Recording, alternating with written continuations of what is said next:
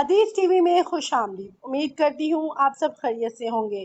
خلیفہ بننے کے بعد سیدنا عمر رضی اللہ عنہ کا پہلا خطبہ خلیفہ بننے کے بعد سیدنا عمر رضی اللہ عنہ نے پہلے خطبے میں کہا، اے اللہ میں سخت ہوں مجھے نرم کر دے، میں کمزور ہوں مجھے طاقت بخش دے، میں بخیل ہوں مجھے دریا دل کر دے۔ اے لوگو، اللہ تعالیٰ نے نبی کریم صلی اللہ علیہ وسلم اور حضرت ابو بکر کے بعد مجھے تمہارے اور تمہیں میرے ساتھ آزمائش میں ڈالا ہے۔ اللہ کی قسم تمہارے معاملات کے میں خود فیصلہ کروں گا۔